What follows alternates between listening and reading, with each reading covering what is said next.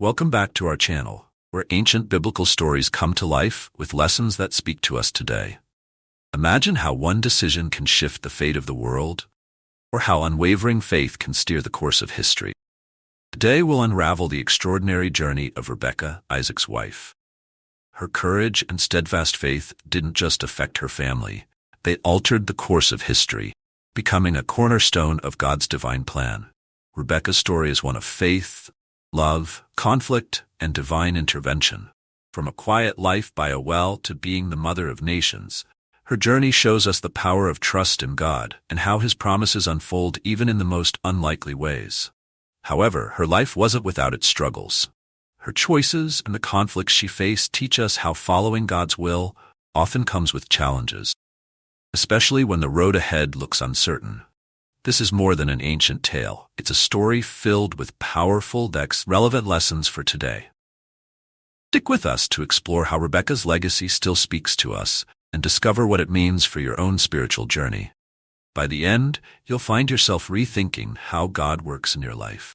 If this resonates with you, be sure to like, subscribe, and share this video with someone who needs to hear it. We love to hear your thoughts, so drop a comment below. Together, we can grow in wisdom and faith as a community. Now, let's dive into the remarkable life of Rebekah, a woman whose faith and decisions made her a cornerstone in God's grand design. Rebekah's journey is deeply connected to God's covenant with Abraham, the promise of descendants as countless as the stars, and the creation of a great nation through his lineage.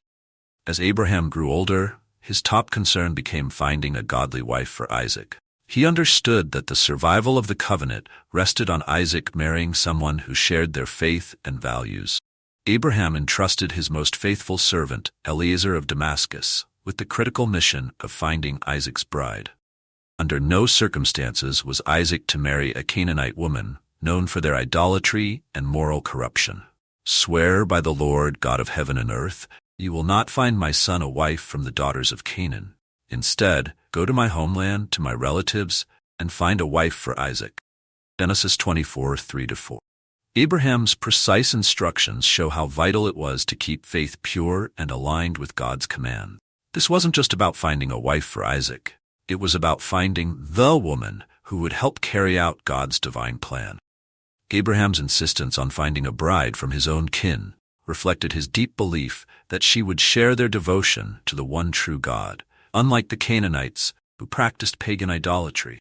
Fully aware of the gravity of this mission, the servant sought God's guidance in prayer, asking for a sign, clear and unmistakable, to reveal the woman God had chosen for Isaac. "Lord God of my master Abraham, show me success today and be kind to my master. As I stand by this well, may the young woman who offers me water and also waters my camels be the one you've chosen for Isaac." Genesis 24, 12-14.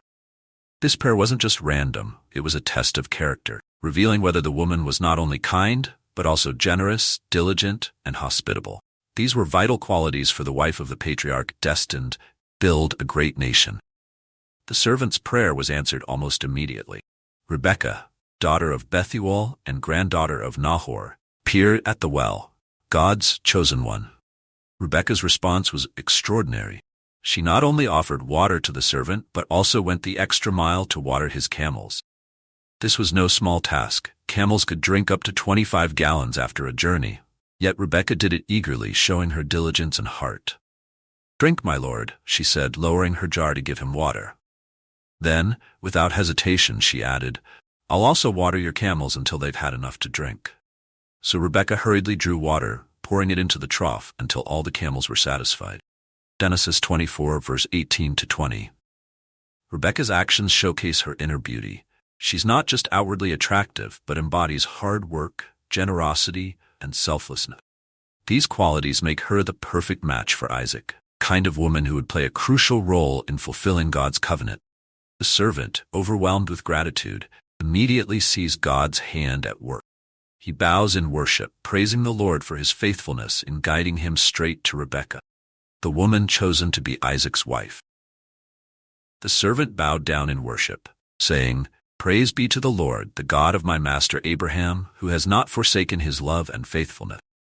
The Lord has led me straight to the house of my master's kin." Genesis 24 verse 26 to 27.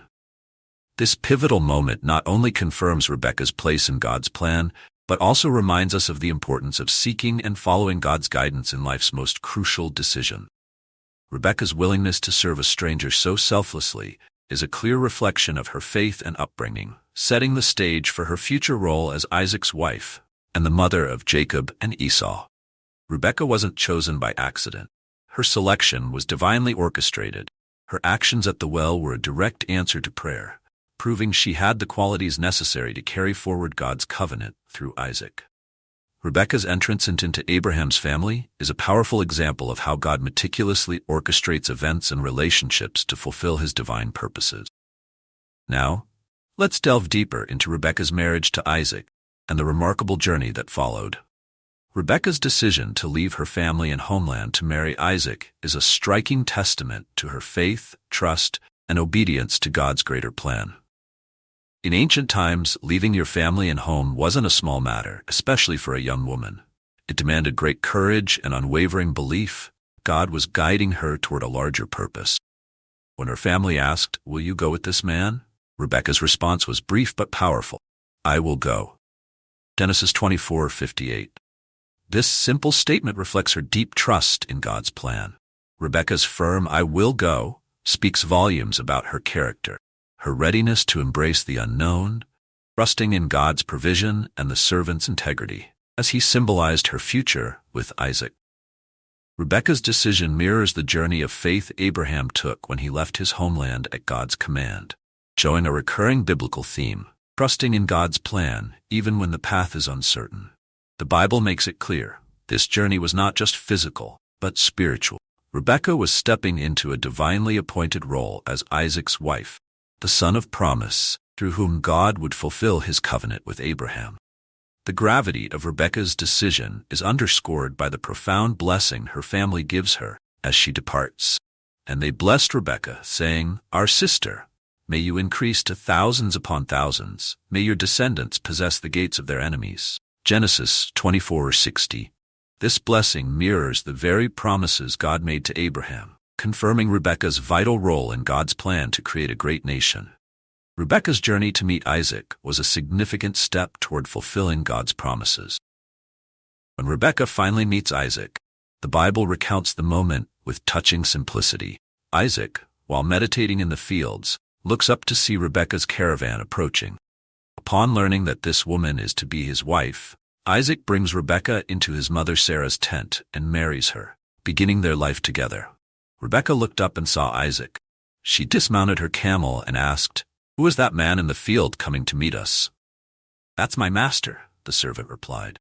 So she veiled herself, and Isaac took her into his mother's tent. They were married, and Isaac loved her, finding comfort after his mother's passing. Genesis 24:64-67. This scene beautifully illustrates the start of Isaac and Rebekah's life together. By bringing her into Sarah's tent, Isaac symbolically passes on the role of matriarch, a place of great honor and responsibility. This act also reflects the deep emotional connection that blossomed quickly between them. Isaac's love for Rebekah and the comfort he found in her not only signaled the fulfillment of God's promise, but also provided personal healing for him. As Isaac's wife, Rebekah inherited the legacy of Sarah, first matriarch of Israel. By stepping into Sarah's tent, she was entrusted with the mantle of continuing the covenantal blessings and guiding the future generations. This symbolic act cemented Rebekah's role within the family lineage and the broader narrative, God's people. The Bible further emphasizes the bond between Isaac and Rebekah through their shared experiences and struggles. In a time when marriages were often about alliances, Isaac's love for Rebekah stands out as deeply personal and genuine. Their mutual love and respect laid the foundation for a marriage that was integral to continuing God's covenant with Abraham. The New Testament speaks to the divine significance of marriage. Paul's letter to the Ephesians captures the love and sanctity in a marriage, which Isaac and Rebekah's relationship beautifully exemplifies. For this reason, a man will leave his father and mother and be united to his wife, and the two shall become one flesh. This is a profound mystery, but I speak of Christ and the church. Each man must love his wife as himself, and the wife must respect her husband. Ephesians 5:31-33. Isaac and Rebekah's marriage embodies this ideal of love and unity, providing a timeless example for future generations. Grounded in mutual respect and faith, their relationship shows how marriage can be a source of comfort, strength, and divine blessing. Now let's dive deeper into Rebekah's struggle with barrenness, a journey of faith, waiting, and divine intervention. Rebekah's battle with barrenness is a familiar biblical theme. Like many women chosen by God, she faced the heartache of infertility. This period of waiting is often a profound spiritual test, ultimately revealing God's perfect power and timing. For Rebekah, 20 long years of barrenness brought deep sorrow and uncertainty for both her and Isaac. In their cultural context, childbearing was vital to a woman's role, and infertility carried shame and stigma. Despite this heavy burden, Isaac's response stands as a model of faith and devotion. Instead of despair, Isaac prayed fervently, interceding for Rebekah. His prayer was an act of love and trust in God's promises, knowing that only God could fulfill the covenant through their descendants. Isaac prayed to the Lord on behalf of his wife, because she was childless. The Lord answered his prayer, and Rebekah became pregnant. Genesis 25:21. Isaac's prayer shows his deep understanding of God's promises to Abraham, that a great nation would rise from his descendants. Isaac's faith never wavered. His prayer wasn't merely a request, but a profound declaration of his complete reliance on God's faithfulness.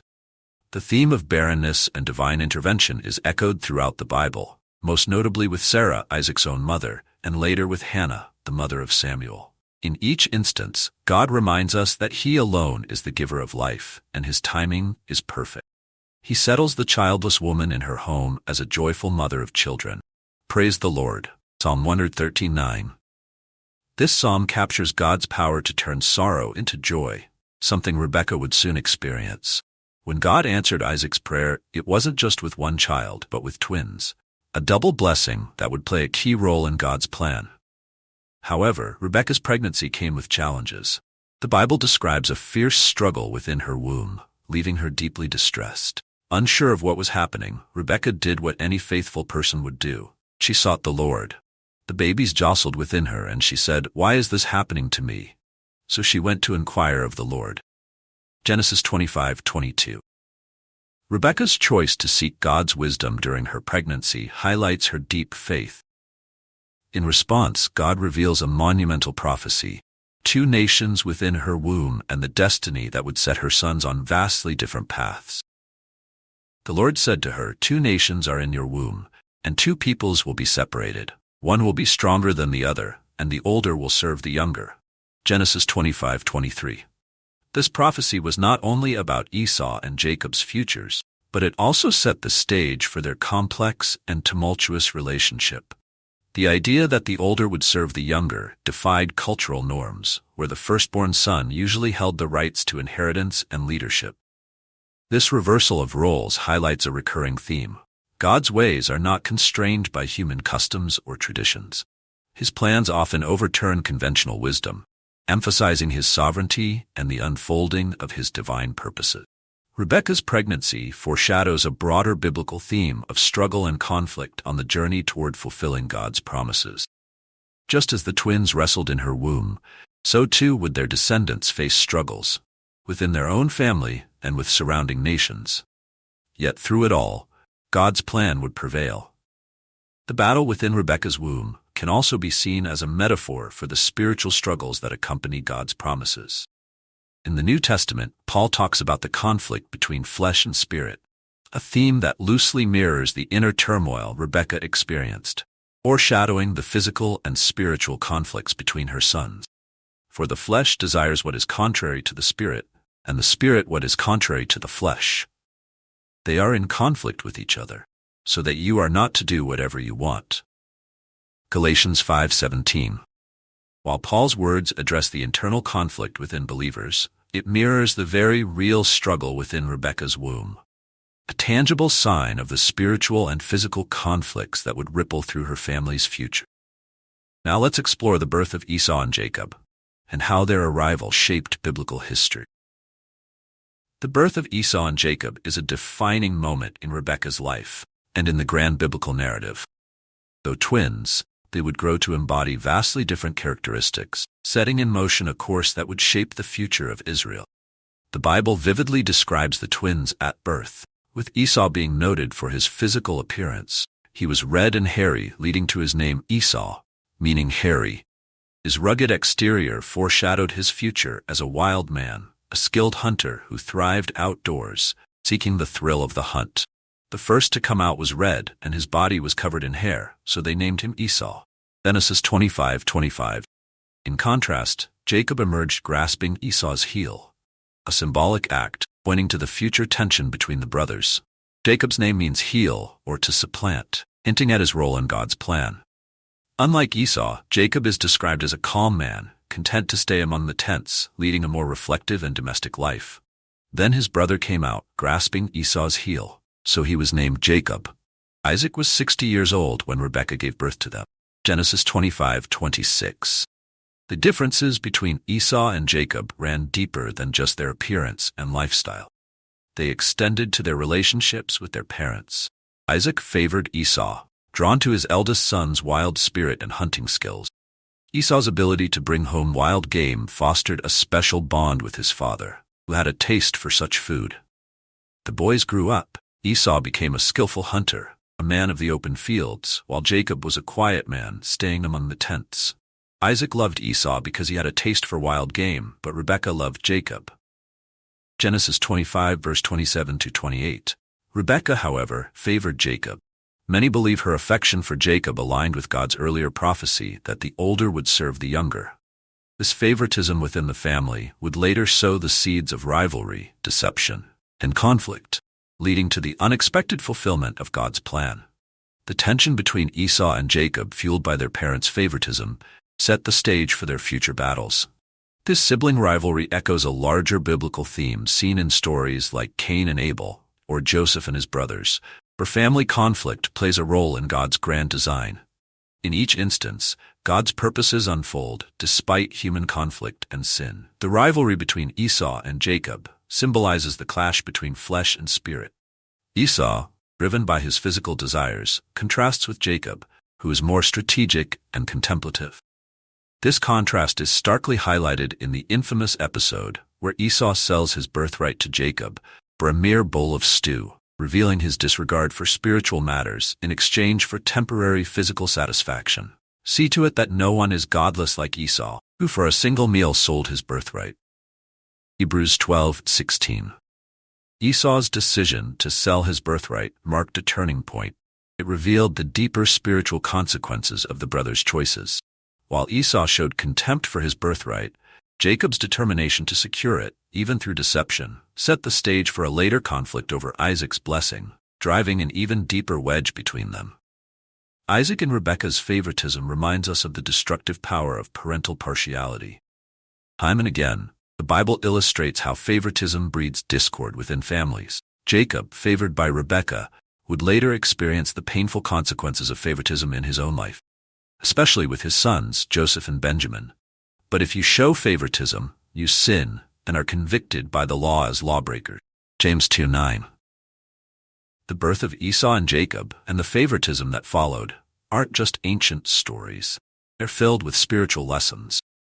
They reveal the complex dance between human free will, divine sovereignty, and the far-reaching consequences of sin. Rebekah's love for Jacob, though aligning with God's will, triggered a chain of events filled with deception and estrangement, reminding us of how deeply our actions can ripple through time. As Isaac aged and his eyesight dimmed, he recognized the importance of passing on the patriarchal blessing to Esau. In that culture, this blessing wasn't merely ceremonial, it was the formal passing of leadership, inheritance, and God's favor to the next generation. However, Isaac's plan to bless Esau, despite the prophecy that the elder would serve the younger, set the stage for Rebekah's bold and controversial intervention. When Isaac was old and could no longer see, he called for Esau, his oldest son, saying, "My son." Esau replied, "Here I am." Isaac said, "I'm now an old man and don't know the day of my death. So grab your bow and quiver and hunt game for me. Prepare my favorite dish and bring it to me so that I may give you my blessing before I die." Genesis 27, 1-4. Isaac's decision was based on his affection for Esau and his love for the wild game Esau brought home. However, Rebekah overheard the conversation and recalled the prophecy that the older would serve the younger. Driven by faith in God's promise, she was ready to ensure it came to pass, even if it meant deception. Rebekah was listening as Isaac spoke to Esau. Once Esau left to hunt, Rebekah called Jacob, saying, "I overheard your father tell Esau to prepare food for him so he can bless him. Now listen closely, my son. Go get 2 choice goats, and I will prepare the food just the way your father likes it.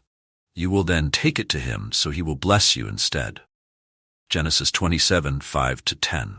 Rebekah carefully orchestrates a cunning plan, preparing Isaac's meal, dressing Jacob in Esau's clothes, and covering his smooth skin with goat skins to imitate Esau's hairiness. Following his mother's instructions, Jacob brings the meal to Isaac, pretending to be Esau. Jacob went to his father and said, "Father." Isaac replied, "Yes, my son. Who is it?" Jacob said, "I am Esau, your firstborn. I've done as you asked. Please sit up and eat the game I've prepared so you can bless me." Genesis 27, 18-19. Isaac, though initially skeptical, was ultimately convinced by the smell of Esau's clothing and the feel of the goat skins. He proceeded to bless Jacob, believing him to be Esau. So Jacob went to Isaac and kissed him. Isaac, catching the smell of his clothes, blessed him, saying, "Ah, the smell of my son is like a field the Lord has blessed. May God give you heaven's dew and earth's richness, an abundance of grain and wine. May nations serve you and people bow to you. Be Lord over your brothers, and may the sons of your mother bow before you. Those who curse you be cursed, and those who bless you be blessed." Genesis 27, verse 27-29. This was no ordinary blessing. It bestowed family leadership, prosperity, and dominion over his brothers upon Jacob. Yet this deception would tear the family apart. When Esau returned and discovered the betrayal, he was crushed and enraged. When Esau heard his father's words, he cried out bitterly, "Bless me, me too, father." Genesis 27, 4. Esau's bitter cry reflected his deep sense of loss, the blessing and of the favor and position it represented. Isaac, realizing the deception, was shaken but affirmed that the blessing, given with divine authority, could not be undone. Isaac replied, "I have made him lord over you and all his relatives his servants. I have sustained him with grain and wine. What else can I do for you, my son?" Genesis 27, 37. The fallout from this event was devastating. Esau vowed to kill Jacob after Isaac's death, forcing Jacob to flee to Rebekah's brother, Laban, in Haran. This separation distanced Jacob not only from his family, but also from the promised land, the land where God's covenant would be fulfilled. Esau held a grudge against Jacob because of the blessing his father gave him. He said, "Once my father dies, I will kill Jacob." When Rebekah heard this, she sent for Jacob, saying, "Your brother plans to kill you. Flee to my brother Laban in Haran." Genesis 27, 41-43. While Rebekah's actions ensured the fulfillment of God's prophecy, they also came with a heavy personal cost. She sent Jacob away, likely realizing she may never see him again. Her deception left the family fractured, leading to years of estrangement and deep conflict. This story underscores the complex relationship between divine sovereignty and human actions. Rebekah's determination to fulfill God's will demonstrates her faith, but it also reveals the ethical dilemmas that surface when we try to force God's hand. Though God's plan was fulfilled, it came at a high price. Family unity and peace were shattered. This narrative reminds us that God's purposes will unfold, sometimes in ways that challenge our understanding of morality and justice. Despite his deception, Jacob was chosen by God to carry forward the covenant, leading to the formation of the 12 tribes of Israel. And not only this, but Rebekah's children had one father, Isaac. Before the twins were born or had done anything good or bad, so that God's purpose in election might stand not by works but by him who calls, Rebekah was told, "Older will serve the younger. As it is written, Jacob I loved, but Esau I hated." Romans 9, 10-13. This passage from Romans explores the mystery of God's divine election, emphasizing that his choices are not influenced by human actions, by his sovereign will. Though controversial, Rebekah's role is essential to the unfolding of God's redemptive plan. Rebekah's life is a powerful testament to how one individual's faith, determination, and obedience can shape history. Unlike many women of her time, she wasn't passive in the biblical narrative. Rebekah was an active participant in God's plan, making bold, sometimes controversial, decisions that were pivotal to the fulfillment of God's promises to Abraham. From the moment Rebekah was chosen as Isaac's wife, she was on a path that would shape the future of Israel. Her life was defined by key moments where her actions directly influenced the fulfillment of God's covenant. The most significant of these moments was her intervention to secure Jacob's blessing, ensuring that the prophecy she received, that the older would serve the younger, was realized. Rebekah's legacy endures in her role as the mother of Jacob, who would later be named Israel and father the 12 tribes. Through Jacob, God's promises to Abraham were passed down, and the nation of Israel was born. This lineage ultimately led to the birth of Jesus Christ, fulfillment of God's ultimate promise of redemption for humanity. Yet Rebekah's life was far from easy. The conflict she instigated between Esau and Jacob had long-lasting effects. The brothers' rift forced Jacob to flee to Haran, separating him from his family for many years. But even in this hardship, God's sovereignty was still at work. The trials Jacob endured while with Laban were vital in shaping his character, preparing him to become the patriarch of Israel. In conclusion, Rebekah's journey, from the wells of Haran to her role as the matriarch of Israel, is a powerful tale of faith, courage, and divine purpose. Her life wasn't perfect, and she faced numerous challenges. But her story is a testament to how God works through those who place their trust in Him. Thank you for joining us in exploring the life of Rebekah. If this video spoke to you, don't forget to like, share it with your loved ones, and subscribe for more insights into biblical stories. Until next time, stay blessed and keep seeking wisdom.